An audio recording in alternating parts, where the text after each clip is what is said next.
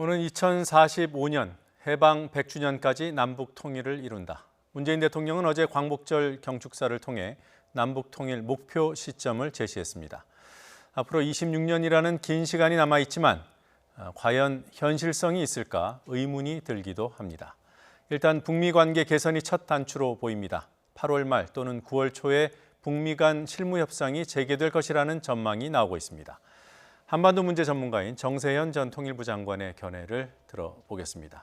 정 전 장관은 대통령이 의장인 민주평화통일자문회의에 수석 부의장으로 내정됐지만 오늘 인터뷰는 그 전에 약속됐기 때문에 내정자가 아닌 전문가 인터뷰로 진행된다는 점 미리 말씀드립니다. 정 전 장관님 어서 오십시오. 네. 안녕하세요. 네. 자, 늦어도 2045년까지는 통일을 이루기 위해서 노력하겠다. 가능할까요? 독일처럼 정권 교체도 불구하고 네. 정책의 통일 정책의 대북 정책의 일관성만 유지한다면 네. 뭐 26년까지 안 걸릴 수도 있습니다. 그러니까 독일의 경우에는 69년에 사회당이 집권해서 3인당이 집권해서 추진하기 시작한 동방 정책을 네. 13년 후인 그 82년에 기민당이 정권을 잡았지만은 그 이전 정부의 정책을 그대로 유지한 결과 그로부터 82년 집권한 뒤에 7년 후에 베를린 장벽이 무너지고 네. 다음에 통일이 됐습니다. 그러니까 정책의 일관성이 20년만 계속 진보 보수 정권 관계없이 유지가 된다면 우리도 충분히 할 수 있죠.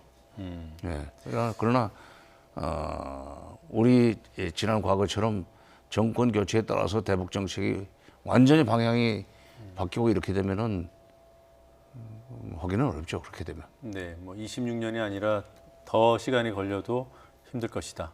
네. 비교적 단기적인 목표라고 할 수 있을 것 같아요. 임기 내에 비핵화를 이루겠다. 이제 2년 반 정도 남았습니다. 이 부분은 어떻게 전망하십니까? 이제 그 삼박자가 맞아야 되는데, 네. 그러니까 북한이 비핵화를 확실하게 해야 된다는 것이 하겠다는 것이 네. 미국은 그렇게 믿고 있어요. 적어도 트럼프 대통령은.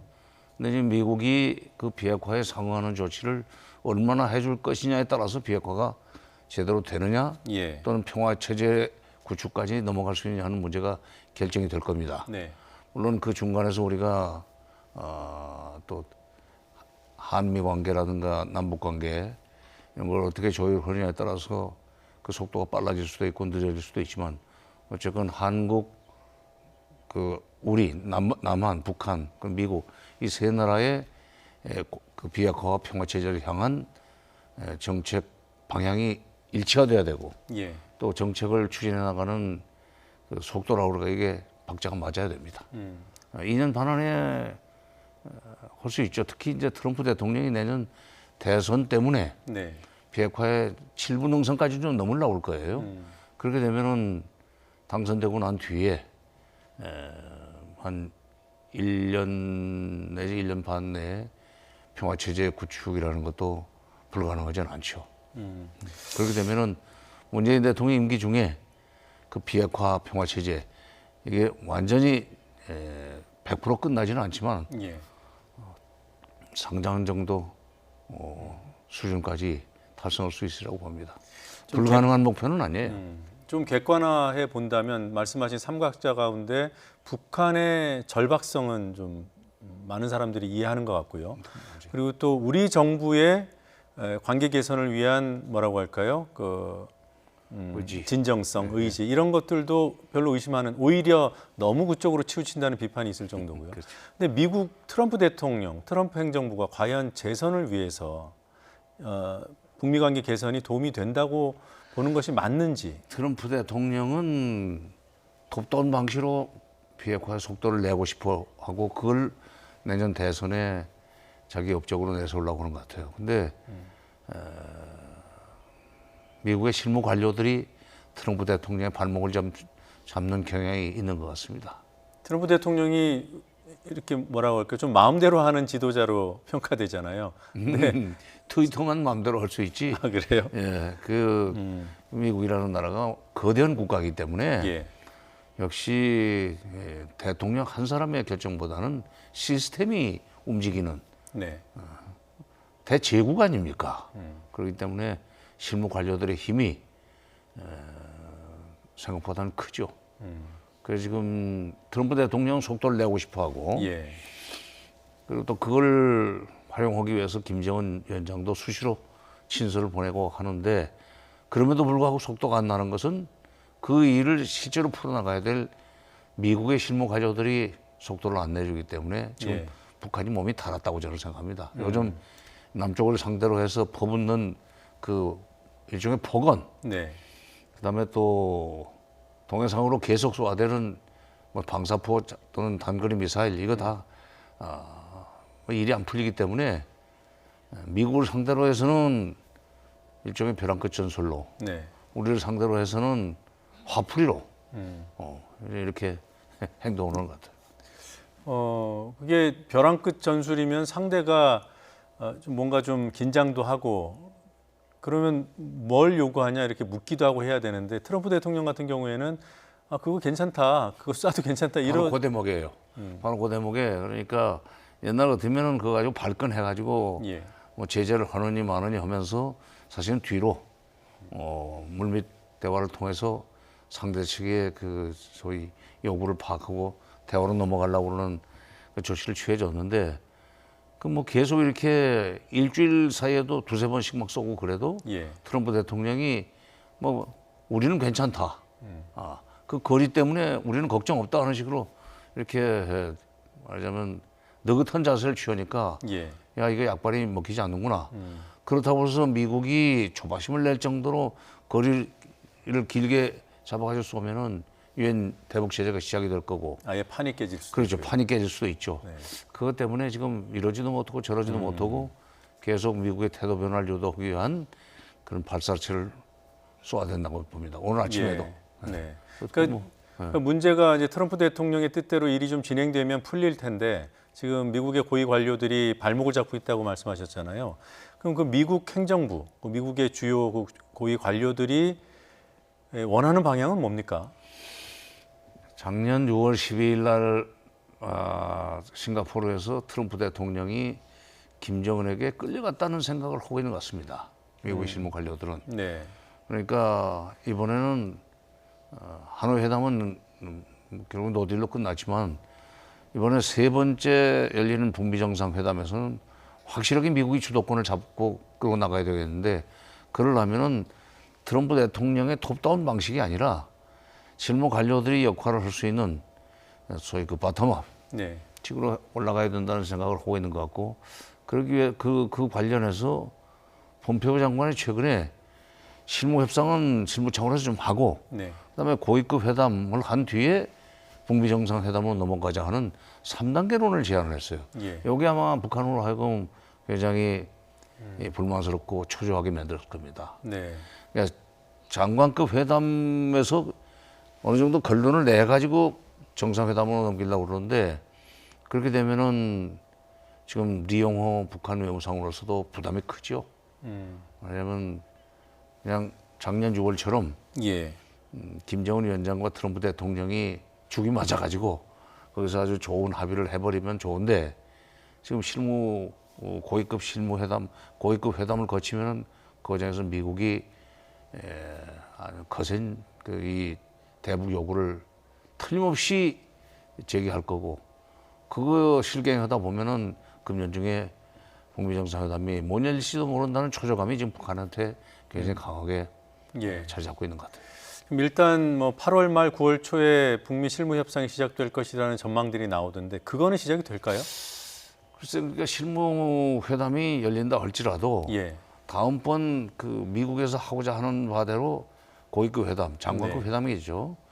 그거를 위한 날짜를 잡는 정도에 그친다면은 그 북한이 그런 회담에 바로바로 나오리라고 보기는 좀 어렵지 않을까 싶습니다. 그러니까 북한은 실무회담을 한 뒤에 바로 정상회담으로 넘어가고 싶었는데 예. 미국이 가운데 하나 그 질렀단 말이에요. 네. 그런데 더구나 지금 그동안에 실무회담에 미국 측 대표로 활약을 해오던 비건을 스티븐 비건을 러시아 대사로 보낸다 이런 소리 나오니까 예. 북한으로서는 지금 황당하죠. 다 스티븐 비건을 상대로 해서 실무 협상을 잘 해가지고 정상회담으로 바로 넘기려고 그랬는데 네. 러시아 대사로 보내면 새 이제 회담 대표가 나올 거 아닙니까? 그 사람을 어떻게 쉽게 해서 다뤄야 될지 지금 종잡을 수 없기 때문에 예. 아마 지금 외무성이 굉장히 긴장했을 거예요. 더구나 지난번 하노이 회담에서 북미 정상회담 잘못했다고 그래가지고 지금 김영철 당 부위원장 그 라인이 전부 지금까지도 저 일부 검열을 받고 있는 것 같습니다. 조사죠. 8월 말이나 돼야 끝날 것 같다는 설도 있던데, 그러니까 북미 정상회담 하노이 회담 잘못했다고 그래서 이렇게 그 책임자와 그 수하들이 이렇게 고생을 한다면 예. 리용호 외무상으로서도 북미 정상회담 준비를 정말 잘해야 된다. 잘못하면 나도 저 김영철처럼 될 수 있다 하는 예. 불안감이 있으니까 굉장히 초조하고 그래서도 며칠 전에 권정근 미국 국장이 예. 심한 표현을 썼죠. 네. 오늘 아침에는 또 조평통 조평통이 우리의 통일부에 해당하는 조평통이 또 고약한 말을 했는데 예.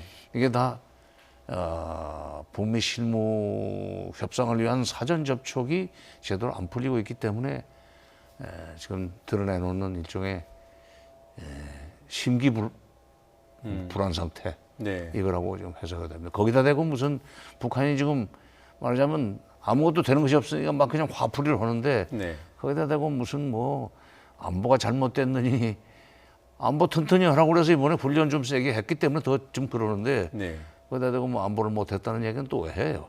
네. 그러니까 지금 조평통이나 외무성 그 국장 담화 나온 걸 보면 국내 매체는 보도가 아직 안 됐다고 하더군요. 네.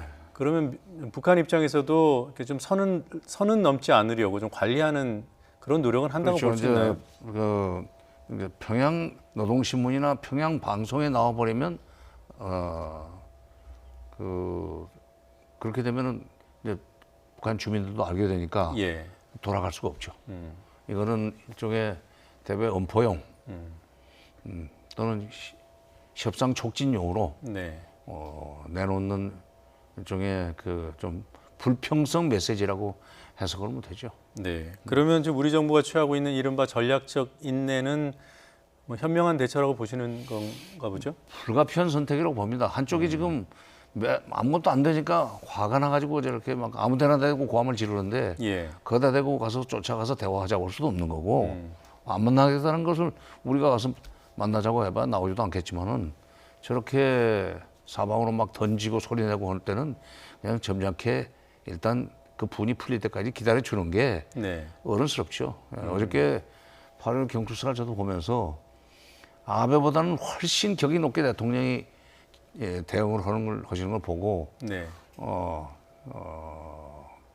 이번 연설이 준비가 잘 됐다는 생각을 했는데 대북 차원에서도 지금 점잖게 북쪽의 분이 풀려가지고 네. 좀 조용해질 때까지는 기다릴 필요가 있습니다. 아마 이제 지금 말은 좀 막 가는 식으로 했지만 예. 머지않은 시간 내에 결국 미국을 좀 설득해서 다시 다리를 놔달라 하는 그야말로 부탁을 나는 할 수밖에 없으리라고 봅니다. 네. 그럼 지금 불평을 좀 과한 표현을 써서 쏟아내는 것도 그런 맥락 속에서 역할을 좀 적극적으로 해달라 이런 부탁성도 있다고 보시는군요. 그렇죠. 북한이 그동안에 뭐 남쪽에 대해서 험한 말 쏟아놨다가 하루아침에 표변해가지고 또 딴소리 한 적이 한두 번입니까? 네. 문재인 대통령이 그 NSC 상임위 주재 안 하고 있는 것도 이렇게 대응의 수위를 조절하는 차원으로 이해가 되는군요. 그렇죠. 그러니까 그 대응의 수위를 조절하는 그런 측면이 있죠. 근데 이게 북새통을 떨면은 네. 저쪽은 또 저쪽대로 불안해하죠. 그러니까 북을 자극하지 않고 이 올바른 방향으로 나올 수 있도록 네. 길목에서 미리 가서 좀 기다려주는 거. 그게 전략적 인내라고 생각합니다. 예. 다시 그 북미 협상 얘기를 좀 여쭤보겠습니다. 그 조금 전에 고위급 회담 준비를 위한 실무 협상이라면 북한이 응하지 않을 가능성이 있다고 하셨잖아요. 근데 북한은 절박성이 미국보다 훨씬 강한 것으로 또 판단하고 계시고 그러면 결국은 미국 요구대로 고위급 회담을 거쳐서라도 북미 정상회담으로 가려고 하지 일까요? 어떻습니까? 다만 고위급 회담이 너무 그렇게 까다롭지 않고 네. 자기네가 희망하는 쪽으로 고위급 회담이 결론이 날 수 있다는 사인을 미국에서만 보내준다면 굳이 중간 단계를 꼭 건너뛰려고 하지는 않겠죠. 네. 그 사실은 그런 중간 다리 역할을 우리가 해야 되는데 예. 이 사람들이 뒷감당 못할 소리를 하지 않았어요. 빠지라고 하지 않았어요. 그리고 네. 뭐 오지랖 넓은 중재자 촉진자 하지 말라고 그랬는데 그러면 오지랖 넓은 중재자 촉진자 역할을 하지 말라고 했던 사람들이 6월 30일 날 그 판문점에서 트럼프 대통령 만나게 해주니까 올라갈 때는 고맙다는 말은 왜 하는 거예요? 그러니까 이 북한 지금 뒷감당 못할 말들을 요즘 화가 난다고 그래서 막 하지 말고 예. 앞으로 결국은 우리의 도움을 필요로 할 테니까 이제 내일부터는 이 발언의 수위를 좀 조율할 필요가 있고 우리는 지금 야당에서 요구하는 대로 우리도 발끈해가지고 화내고 그냥 고함지를 일은 아니에요. 예. 어차피 지금 북한이 가야 될 길이 있습니다. 우리가 미리 가서 그쪽에서 점잖게 기다리고 있으면 그야말로 전략적인 인내를 하면서 기다리고 있으면 그쪽으로 올 겁니다. 네. 그 북한이 중재자 역할 어설프게 하지 말고 빠지라고 했다고 해서 우리 정부가 빠지면 우리 국익 차원에서 손해인 거죠. 물론이죠. 왜냐하면 우리가 지금 뭐 일부에서는 문재인 대통령이 김정은의 뭐 수석 대변이라는 그런 비아냥을 하는 사람도 있었지만 지금 문 대통령과 김정은 위원장을 자꾸 만나게 하고 북핵 문제가 속도를 내도록 하는 것은 우리 국민들이 평화롭게 살게 해주기 위해서 대통령이 그러는 거예요. 예. 북을 돕기 위해서가 아닙니다. 비핵화가 되면은 전쟁 걱정은 없어지는 거 아니에요. 네. 또는 비핵화가 안 되면은 안 되는 대로 대북 압박과 제재가 계속될 수밖에 없는데 압박과 제재가 계속되면 그만큼 한반도의 긴장이 유지가 되는 거 아닙니까? 긴장이 고조되거나 유지되는 거 아닙니까? 그 긴장 속에서 우리 국민들이 불안에 떠는 그걸 막기 위해서 하는 건데 그러니까 우리가 북한이 뭐 빠지난다고 해서 빠졌어도 안 되고 지금까지 했던 것처럼 조용하게 촉진자, 네. 중재자 역할을 앞으로도 계속해야 됩니다. 그러면 고위급 회담을 건너뛰게 미국을 설득하든가 아니면은 북한이 고위급 회담에 응할 수 있는 조건을 만들어내든가. 그렇죠. 예, 그런 이제 작업을 해야 되는 거예요. 그걸 해야 되죠. 그러니까 뭐 최근에 저도 이제 언론에서 알게 됐습니다만은 지난 4월에 하노이 회담이 결렬됐는데 한 달 좀 지나고 나서 예. 우리 쪽에 국정원장과 저쪽에 통전부장이 판문점에서 뭐 비공개로 만났다고 그래요. 네. 나쁘지 않은 신호예요. 그때도 상당히 분위기는 험악했었습니다만은 그때 그렇게 남북이 만날 수 있었다는 것은 앞으로도 이 북미 관계, 북미 협상 과정에서 얼마든지 우리가 또 중재자 역할을 할 수 있다는 이 사인이라고 봅니다. 의례적인 만남은 아니었다고 보시나요? 물론이죠. 의례적으로 그 시기에 의례적으로 만나려면 공개적으로 해야죠. 비공개적으로 만났다는 거, 비밀리에 만났다는 것은 그만큼 뭔가 지금 매듭을 풀기 위한. 일이 있었기 때문에 그렇고 네. 거기서 결론을 아직 못 냈으니까 지금 아직도 그 후속 회담은 없는 것 같은데 그래도 한번 만났던 설례가 있기 때문에 예. 불과 한 넉 달 전에 나쁘지 않은 조짐이라고 봅니다. 우리가 예. 계속 그 역할을 해줘야 돼요. 네. 지금 시간이 얼마 없어서요. 질문 하나만 더 드리겠습니다. 지금 방위비 이 분담금 증액 요구도 있고요. 또 중거리 미사일 배치 가능성도 있어서 이게 다 미국의 안보 청구서 아니냐 이런 평가도 있던데. 지금 일본한테도 증액을 요구하고 독일에도 증액을 요구해놨어요. 네. 그러니까 방위비 증액 문제는 일본, 독일이 어떤 식으로 나가는가 그걸 봐가면서 우리가 대응을 해야 된다고 생각합니다. 네. 물론 기본적으로는 부른 대로 다 줄 수가 없지요, 뭐야. 네. 물건 사고 파는데 부르는 게 값입니까? 흥정을 해야 되는 거고 두 번째 중거리 미사일 배치 문제는 우리는 갖다 놓으면 안 됩니다. 일본의 대중 경제 의존도는 우리보다 훨씬 낮아요. 예. 그러니까 중국이 설사 중거리 미사일 때문에 그 배치 국가에 경제 제재를 하더라도 일본이 받는 그 피해는 우리보다 훨씬 적죠. 네. 우리는 절대적이기 때문에 우리의 대중 경제 의존도가 높지 않습니까? 그러니까 그런 경제적 이유를 들어가지고 중거리 미사일은 사드 갖다 놓은 거 가지고도 우리가 지금 중국으로부터 예. 보복을 받고 있는데 중거리 미사일까지 갖다 놓으면 우리 경제는 주지 않는다. 동맹의 경제를 주지 않치는 정책은 쓰지 말라는 얘기로 예. 강력하게 얘기해야죠. 예, 방위비하고 이 중거리 미사일을 연계시켜서 압박할 가능성은 아니, 없습니까? 그건 따로 해야 돼요. 그러니까 따로? 연계시키려고 그러겠죠. 그러나 미국이 그런다고 해서 뭐 그쪽에 계획이 있으면 우리는 계획이 없습니까? 상대방의 계획을 잘 알아가지고 예. 우리 쪽 전략을 세우는 것이 그게 병법의 기초인데 근데 막아낼 수 있다고 보시는지요? 막아내야죠. 막아내야 되고 그런 점에서는 국방부가 좀 그 브레인스토밍을 좀 많이 할 필요가 있어요. 네, 네. 알겠습니다. 여기까지 듣겠습니다. 고맙습니다.